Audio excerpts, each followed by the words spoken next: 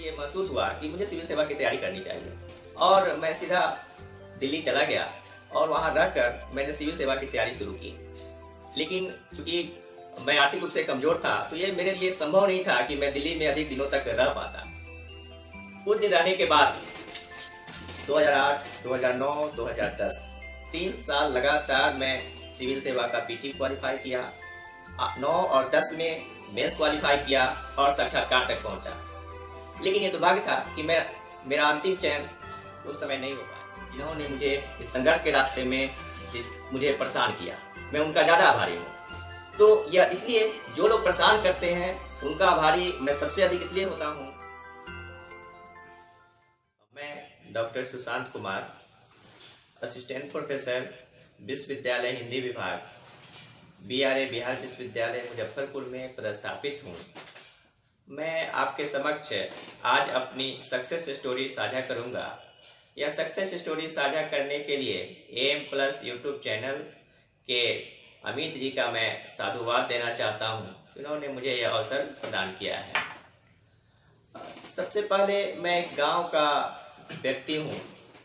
गांव में मेरी पढ़ाई लिखाई प्रारंभ होती है और शहर में मैट्रिक पास करने के बाद आता हूँ और शहर के प्रतिष्ठित रामदयालु सिंह कॉलेज से मैंने इंटर की पढ़ाई की और इसके पश्चात मैं बनारस हिंदू विश्वविद्यालय से स्नातक किया। स्नातक करने के पश्चात मेरी दिल्ली ख्वाहिश थी कि मैं सिविल सेवा की तैयारी करूं। क्योंकि जिस हॉस्टल में मैं रहता था वो बिरला छात्रावास है, जो एशिया का सबसे बड़ा छात्रावास है। उस छात्रावास के जिस लॉबी में मैं रहता था उस लॉबी को लोग समान तौर पर IS लॉबी कहते थे। तो वहां रहने के दौरान ही मुझे ये महसूस हुआ कि मुझे सिविल सेवा की तैयारी करनी चाहिए और मैं सीधा दिल्ली चला गया और वहां रहकर मैंने सिविल सेवा की तैयारी शुरू की। लेकिन चूंकि मैं आर्थिक रूप से कमजोर था तो ये मेरे लिए संभव नहीं था कि मैं दिल्ली में अधिक दिनों तक रह पाता। तो मैंने वहां एक काम करना शुरू किया पब्लिकेशन हाउस में, और उस पब्लिकेशन हाउस से मैं कुछ काम लाता था, अपने घर पे ही करता था और फिर मैं उससे जो पैसे होते थे उससे मैं कुछ अपने खर्चा करता और कोचिंग वगैरह पे भी कुछ उसका उपयोग करते थे।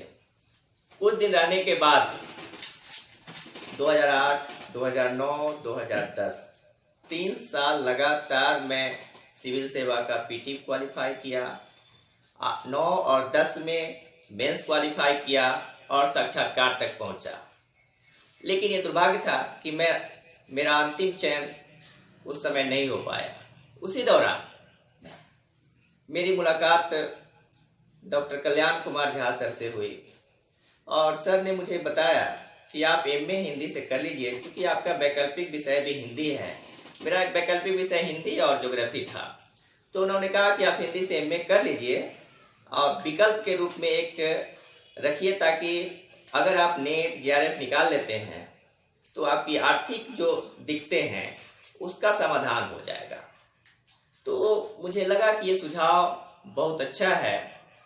मैंने MA यहाँ से प्रारंभ किया, 8-10 का छात्र था।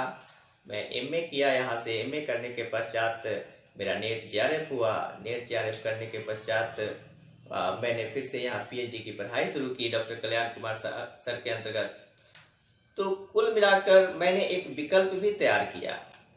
सिविल सेवा के विद्यार्थी समान तौर पे विकल्प की तरफ ध्यान नहीं देते हैं, लेकिन मैंने सर के कहने पर एक विकल्प तैयार किया और वह विकल्प समान तौर पर मेरे लिए लाभदायक भी रहा। क्योंकि जैसे ही मैंने यहाँ से PhD में जब कर रहा था उसी दौरान मैंने बैंक के लिए भी तैयारी शुरू की और बैंक में मेरा सिलेक्शन राजभाषा अधिकारी पद पर हो गया और मेरी पोस्टिंग सौभाग्य से मेरी प्रथम पोस्टिंग प्रधान कार्यालय दिल्ली में हो गई। प्रधान कार्यालय दिल्ली में रहने के दौरान मैं अपनी सिविल सेवा की तैयारी भी करता रहा और साथ साथ PhD के लिए मुझे करने का अवसर भी प्राप्त हुआ। यह वह समय था जब मुझे बहुत कम समय मिलने लगा सिविल सेवा के लिए। तब उसी दौरान मैं बिहार लोक सेवा आयोग में 2 बार इंटरव्यू दिया, उत्तर प्रदेश लोक सेवा आयोग में 2 बार इंटरव्यू दिया, मैंने राजस्थान लोक सेवा आयोग और झारखंड लोक सेवा आयोग का भी मुख्य परीक्षा में सम्मिलित हुआ। इन सभी परीक्षाओं में मैं लगातार सफल हो रहा था। अंतिम सूची में मेरी नाम प्रकाशित नहीं होती थी, ये मुझे हमेशा एक खलते रहता था। तब मैं बार बार सोचता था कि नहीं, मुझे सिविल सेवा में सक्सेस होना ही है, हर हाल में सक्सेस होना है। अंततः बैंक की 5 साल सर्विस करने के पश्चात मेरा चयन 56वीं से 59वीं बीपीएससी के माध्यम से सहायक योजना पदाधिकारी के रूप में हो गया।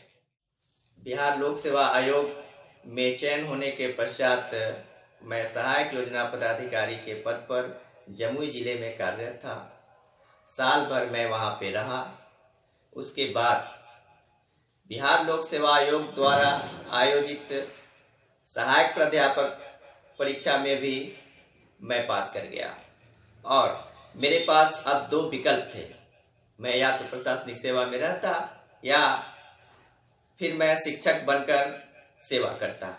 मैंने शिक्षक को चुना, जबकि ये बहुत ही विरोधाभास बात है कि मैं चाहता था शुरू से कि मैं सिविल सेवा में जाऊं।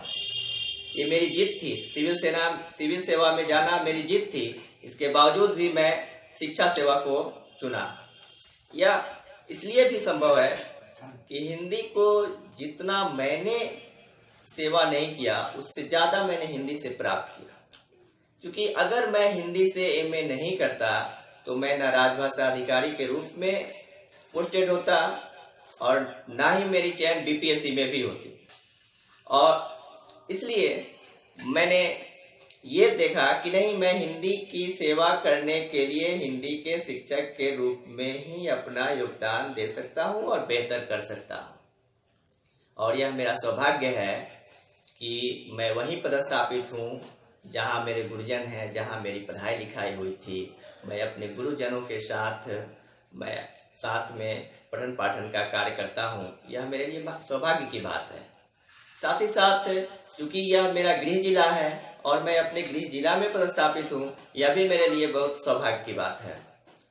मैं अपने विद्यार्थियों से हमेशा कहता हूँ, क्लासरूम में भी कहता हूँ और जहाँ भी मुझे मौका मिलता है मोटिवेशनल क्लास में मैं कहता हूँ कि आप अपने जो लक्ष्य है उस लक्ष्य के प्रति दृढ़ निश्चय रहिए, हमेशा दृढ़ निश्चय रहिए। आप कर सकते हैं। अगर आपको कोई हतोत्साहित करता है तो वैसे निगेटिव लोगों से थोड़ा सा हट के रहिए।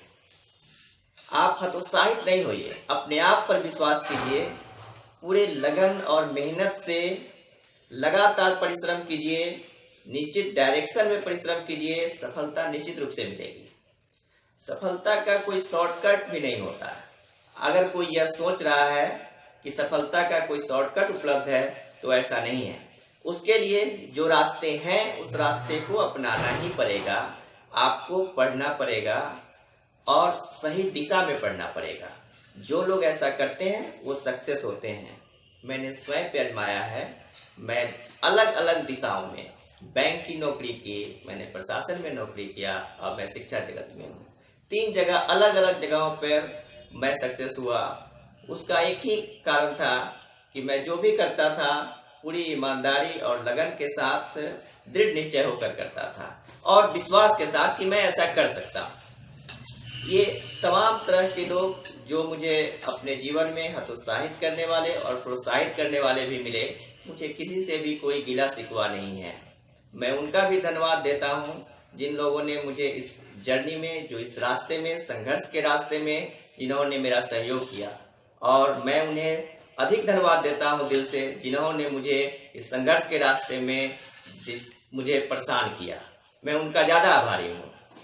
तो यह इसलिए जो लोग परेशान करते हैं उनका आभारी मैं सबसे अधिक इसलिए होता हूं कि उनके बिना यह संभव नहीं हो पाता। अगर जब तक कोई आपको इस तरह परेशान करने वाले नहीं मिले तब तक आप दृढ़ निश्चय नहीं होते हैं।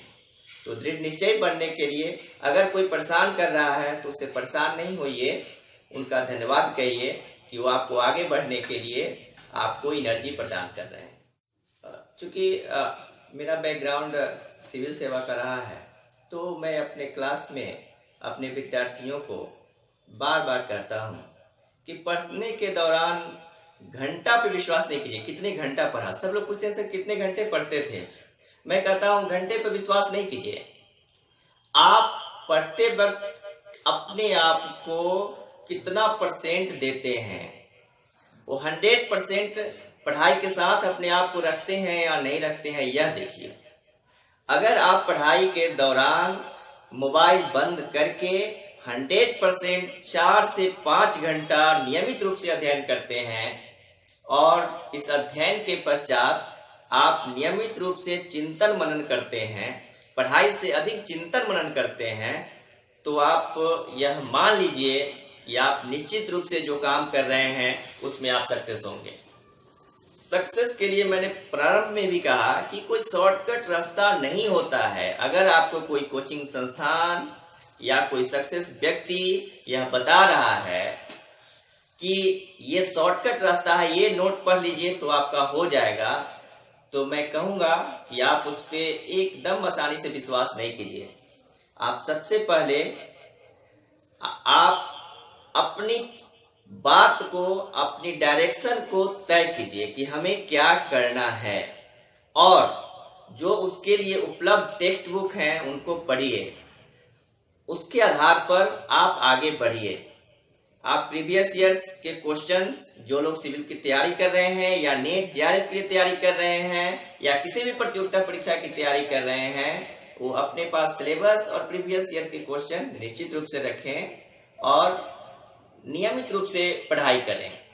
ग्रुप डिस्कशन अगर संभव हो तो ग्रुप में पढ़ाई करें, क्लोज दोस्तों के साथ, जो 3-4 दोस्त हों जो आपकी मदद कर सकें और आपसे मदद ले सकें।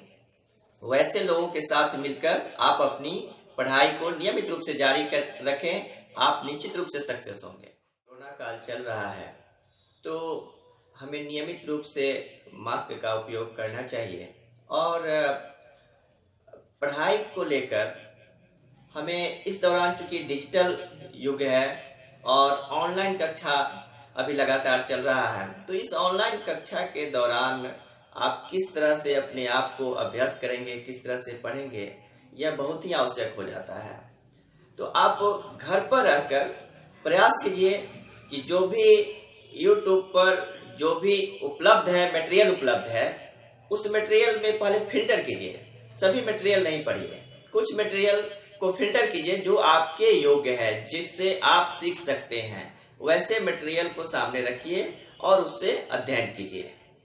और दूसरी बात देखिए, मेरे जीवन से मेरे साथ रहने वाले लोग, मेरे कांटेक्ट में रहने वाले बहुत सारे विद्यार्थी हैं। मैं प्रारंभ में ही नवोदय की तैयारी कराता था। अपने जब मैं इंटर में पढ़ता था तो मैं साहेबगंज में नवोदय की तैयारी कराता था और प्रत्येक साल 4-5 बच्चे नवोदय की तैयारी करते थे और वो पास करते थे।